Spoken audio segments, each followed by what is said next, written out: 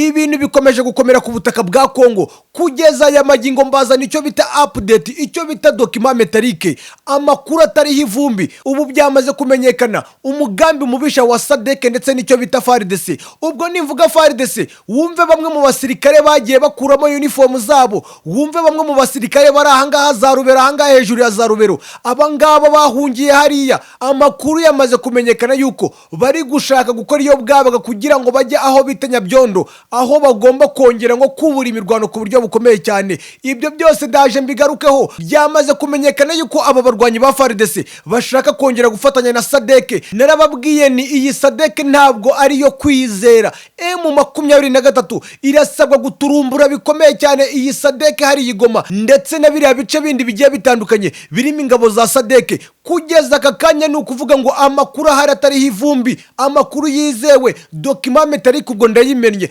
Kugeza amagingo aya abasirikare ba Fardc bari ku butaka bwa Kongo bagera kuri 750 ni batayo yuzuye ku buryo bukomeye cyane. Abangaba rero bashobora guteza ibibazo bikomeye cyane M23. Ibyo byose ndaje mbigarukaho tubitotore turebere hamwe ese kuki Fardc itava ku butaka bwa Kongo, bihatsi iki ibintu bya Fardc ku butaka bwa Kongo. Ndaje mbitotora akantu ku kandi. Icyo bita MONUSCO ku butaka bwa Kongo cyamaze gutandukana na bamwe mu barwanyi ba Fardc. Ni nyuma yuko bamwe mu basirikare bakomeye cyane, ubwo ndimo ndavuga n'abamajoro, ndi kuvuga n'abagenerali. Amakuru ahari ngo nuko hari bamwe mu basirikare ba Fardc bahungiye muri MONUSCO, ariko kubera yuko hari ikibazo ngo cy'inzara iri kuvuza ubuhuha, MONUSCO yababwiye uti mureba aho mujya. Amakuru dufite kugeza amagingo aya nuko MONUSCO ngo bamwe muri abo basirikare bitewe n'ubwinshi bwabo bamwe yamaze kubashyikiriza umutwe wa M23 biyongera ku bindi bihumbi hafi 4 byamaze kumanika intwaro, byamaze kwemera kuyoboka M23,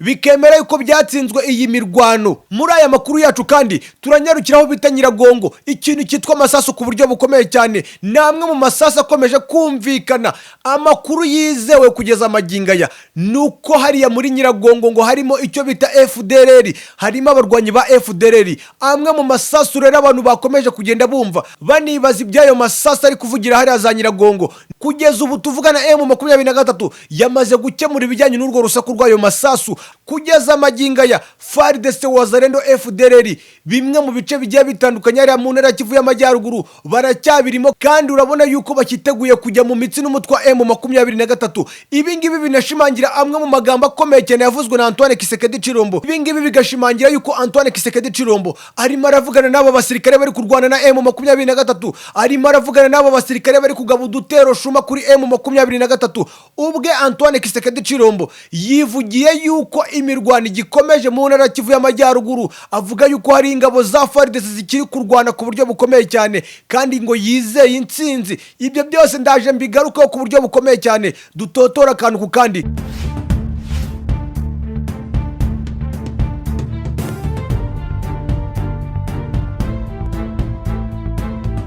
Subscribe to this channel. Yes, nongera kubasuza ndetse no kubahereza ikaze. Ndabasuje kandi nanabahereza ikaze muri iki gitondo. Turagarutse nanone n'amakuru agezweho. Nubundi nk'ibisanzwe uyu munsi turajya mu ntara Kivu y'Amajyaruguru, gusa kandi turaza gusoreza mu ntara ya Kivu y'Amajyepfo. Intambara ndetse n'imirwano byatangiye kototera ku buryo bukomeye cyane hariya mu ntara Kivu y'Amajyepfo. Nagiye mbona ibitangazamakuru bigiye bitandukanye bivuga biti rwose ngo ikibuga cya Kavumu ngo M23 hatagira abantu bababeshya. Ndababwiza ukuri amakuru mfite nizeye, ikibuga cya Kavumu rwose kiracyagenzurwa bikomeye cyane na Fardc. Hatagira abantu babayobya, Reka noneho twinjiye muri aya makuru yacagezweho. Reka noneho twinjiye muri izi update zacu. Izi ni breaking news z'uburyo ibintu bimeza aya masaha ubu tuvugana. Ni ukuvuga ngo reka duhere muri iri shyamba rya Nyiragongo, reka duhera ngaha muri Nyiragongo. Ikintu cyitwa imirwano, abantu bumvisha amasasu ku buryo bukomeye baravuga bati se M23 biyigendekeye gute? M23 ese koko baba bayigaranzuye? Ni nyuma yuko humvikanye amwe mu masasu menshi ku buryo buremereye cyane hariya muri za Nyiragongo, ariko M23 nayo byahise biba ngombwa yuko yataka abarwanyi bari hariya za Nyiragongo. Ni imwe mu mirwano yamaze hagati y'isaha ndetse n'amasaha 2, imwe mu mirwano yasakiranyije bikomeye cyane icyo bita FDRL ndetse n'icyo bita M23. iyi mirwano yabereye ahangaha Nyiragongo byaje kurangira M23 ibijyanye n'urwo rusaku rw'amasasu irucecekesheje ku buryo bukomeye cyane, binarangira abangaba izi nkozi z'ibibi aba ba FDRL bakuyemo akarenge kabo baratorongera barirukanka, hatagira ibitangazamakuru bibayobya uko niko ibintu bimeze ahangaha muri Nyiragongo. Reka twirukanyira ahangaha za Rubero, kubera ko iyi Rubero yo ikomeje kugaragaramo ikintu cyitwa akavuyo gateye ubwoba. Nimvuga akavuyo wumve Fardc, wumve Wazalendo ndetse wumve na FDRL. Abangaba ejo hari amakuru y'igihu ateye ubwoba, byavugwaga yuko ngo M23 yaba yavuye muri centre, ubwo ndavuga centre ya Rubero, ariko kugeza amaginga ya amakuru nizeye nahawe n'umwe mu baturage bari hari ya za Rubero yashimangiye yuko M23 ikigenzura iyi centre ya Rubero. Uko niko ibintu bimeze kugeza amaginga ya, narababwiye ni ngomba kujya mbagezaho update z'uburyo ibintu bihagaze. Ni nayo mpamvu musabwa gukora subscribe, ni nayo mpamvu musabwa kudusigira ibitekerezo byanyu, ni nayo mpamvu musabwa gukora kuri like. Aka gace ka Rubero karimo karagaragaramo ikintu nakwita nk'akavuyo, karimo karagaragaramo ikintu twakwita nk'utudefanse twa Fardc, turimo turaturuka aho ngaho mu mashyamba tukajya kugaba ibitero kuri M23 ahangaha ari Mbongo. Ubwo ndimo ndavuga ahangaha za Rubero habereye imwe mu mirwano ikomeye cyane, n'ubundi yacakiranyije bikomeye cyane tumwe mu tudefanse twa Fardc, aba Wazalendo ndetse na M23. Gusa n'ubundi byarangiye ntacyo bitanze ku ruhande rwa leta, ntacyo bitanze ku ruhande rw'igisirikare cy'umwijima.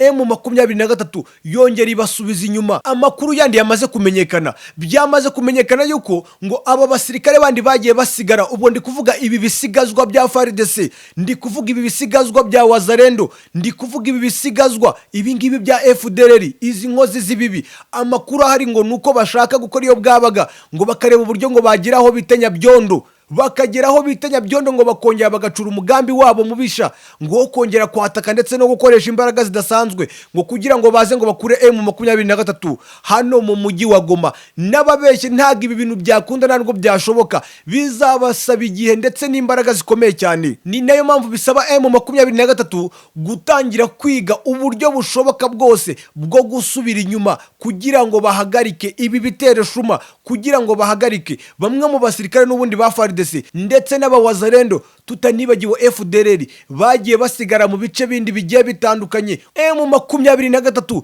irasabwa gusubira inyuma kandi igakoresha imbaraga ziremereye kugira ngo itatanye bikomeye cyane uyu mugambi n'ubundi bafite wo kongera kwihuza. Ndetse byanamaze kumenyekana, ni breaking news yuko Fardc igomba kuzifatanya n'aba ngaba, Fardc igomba kongera kwifatanya n'aba ngaba. Nababwiye yuko iyi Fardc kugeza amaginga ya mu mujyi wa Goma ndetse no mu bindi bice bigiye bitandukanye n'ubundi barimo hari y'abasirikare bagera kuri 750. Iyo ni batayo yuzuye iri furu. Ibi ngibi rero birasaba yuko M23 itari buze kujenjekera icyo twita Fardc, kubera ko iyi Fardc ishobora kuzazanira umwaka ukomeye cyane M23 ndetse n'akaga gakomeye cyane. Mwibuke yuko iyi Fardc iracyafite ibikoresho byayo. Iyi Fardc nubwo yashinze idarapo ry'umweru ikagaragaza yuko mu by'ukuri yatsinzwe ndetse yanemeye yuko yakubiswe, ariko isaha ku isaha ishobora kongera kubura imirwano. Tugende no ku bitekerezo bifitwe na perezida wabo, ubwo ndimo ndavuga Cyril Ramaphosa, byagaragaye yuko ashaka iyi ntambara kuyishyiramo amaboko ndetse n'amaguru, ashaka kuyishyiramo umutima we wose. Niyo mpamvu M23 igomba gukora iyo bwabaga, igatekereza birenze inshuro ebyiri, igakora icyo igomba gukora, bakava mu gihugu cyabo kubera ko n'ubundi batsinzwe intambara. Twamaze no kuva kuri ibyo ngibyo, reka twihute tujye mu ntara Kivu y'Amajyepfo. Mu ntara Kivu y'Amajyepfo aho bita Karehe, imirwano ikomeye cyane. M23 yakomeje gukubita hababaza icyo bita ingabo za leta, ndavuga igisirikare cy'umwijima ndetse n'abandi bose bakomeje kugitera ingabo mu bitugu. Ubu gahunda ni Bukavu, ubu gahunda ni Kinshasa. M23 ku munsi w'ejo nababwiraga yuko M23 yamaze gufata agace bita Karangara. Ntabwo ari aka gace konyine ka Karangara, kubera ko n'agace bita Bwera. Utwo duce twamaze kujya mu maboko y'umutwa M23. Utwo duce turimo turagenzurwa na M23. Mwitegura intambara ikomeye cyane ari mu ntara Kivu y'Amajyepfo, kubera ko amakuru twamaze kumenya nuko ngo Fardc ikomeje kwikusanya nayo ku buryo bukomeye cyane. Ibintu ntago byoroshye hariya mu ntara Kivu y'Amajyepfo. Ikintu cyitwa imyiteguro ikomeye cyane ku ruhande rwa leta ndetse no kwifatanya bikomeye cyane ku buryo bweruye n'igihugu cy'u Burundi. ubu nabo ngo barimo barategura bikomeye cyane guhagarika M23 ngo kugira ngo itazafata uriya mujyi wa Bukavu. Namwe mu makuru dukura ku mboni za Mba TV Rwanda ziri hariya za Bukavu. Uko niko ibintu bimeze. Izo ni document metalike z'amakuru yaragezweho nyuma y'uko umukuru w'igihugu cy'u Burundi Perezida Evariste Ndayishimiye atangaje amagambo ateye ubwoba, amagambo yuzuye urwango, ibyo twagereranya nk'amagambo y'ubumara, icyo twagereranya nk'amagambo y'uburozi. Ni bimwe mu byo yagarutseho bwo yaganiraga n'abadiplomate mu gihugu cy'u Burundi. Amwe mu magambo akomeye cyane yavuze.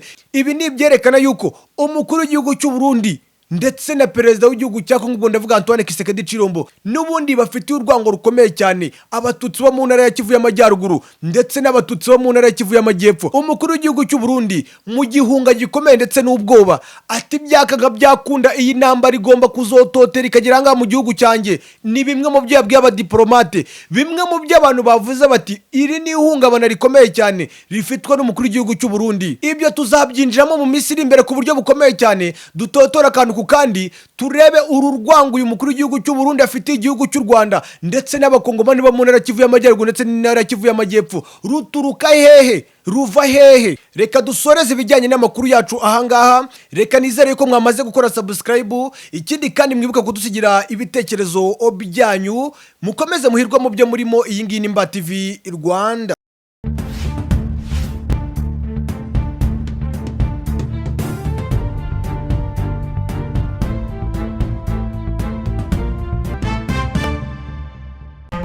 Subscribe to this channel